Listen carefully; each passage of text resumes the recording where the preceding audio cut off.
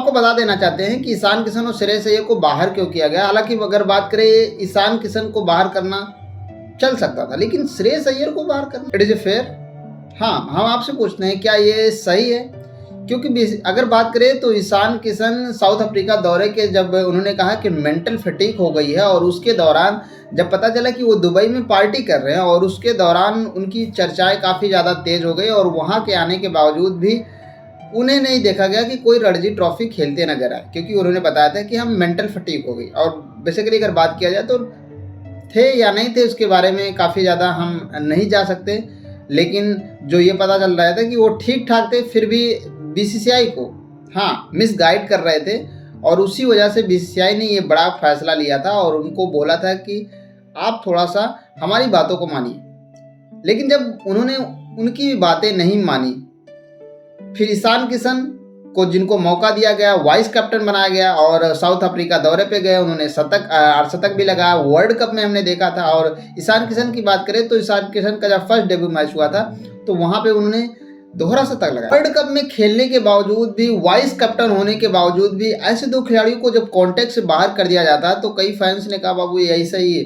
मतलब अपने पेड़ों पे बैठ के अपना ये वो डाल काट रहे हो। लेकिन श्रेयस अय्यर और ईशान किशन के फैंस ने कहा बाबू वो हार्दिक पांड्या तो 6 महीने तक इंजर्ड रहते हैं, लेकिन आपने उनको तो रखा है ए ग्रेड में, ये क्या बात होती है? और यहाँ पे अगर कोई एक प्लेयर थोड़ी सी कुछ कर देता है तो उसको आप कॉन्टेक्ट से ही बाहर कर देते हो। हाँ, ये भी हालांकि बात करें तो ये श्रेयस अय्यर के कई फैंस ने ये कहा है, लेकिन कुछ और मीम्स, किसी ने कहा बाबू अरे जाना तो बता देना चाहिए, कम से कम एक बार बता तो देते कि हम नहीं रहना चाहते यार। इस बार तो आपने कुछ कहा भी नहीं, आपको हम कुछ कहते हैं? आप बताइए, हम आपको कुछ कहे हैं?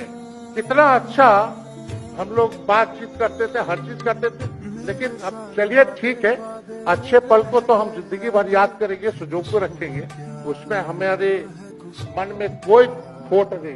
और कई ऐसे मीम्स थे कि बाबू नीचे से देखो नाम है कि नहीं है श्रेयस अय्यर और ईशान किशन का। हालांकि ये सब कुछ थोड़ी सी मीम्स थी, लेकिन अगर हम बात करें कि जिस हिसाब से श्रेयस अय्यर और ईशान किशन का नाम ना होना, ये दर्शाता है कि शायद अब बीसीसीआई इन लोगों को या तो कड़ा इंस्ट्रक्शन दे रही है, या तो ये कह रही है कि बाबू हमारे पास बहुत खिलाड़ी बैठे हैं, आप लोगों की जैसे आपको ये स्पेशल नहीं हो तो सब पहली बात है सुधर जाओ।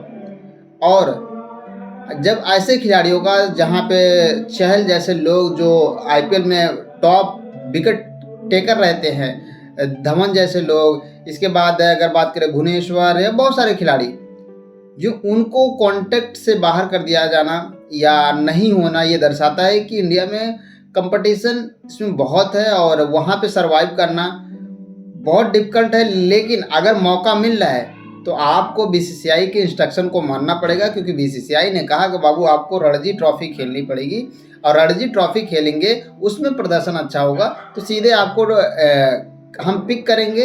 अदरवाइज अगर आप चाहते हो कि बाबू सिर्फ ऐसा करेंगे, बात नहीं मानेंगे, तो हम आपको कॉन्टेक्ट से बाहर कर देंगे और नहीं लेंगे। ये बीसीसीआई ने एक कड़ा फैसला उन सभी खिलाड़ियों को दिया है कि बाबू देख लो, और ऐसा ही कुछ हो सकता है तो बहुत सावधान और केयरफुल रहिए, हर चीज़ें बात मान के कहिए।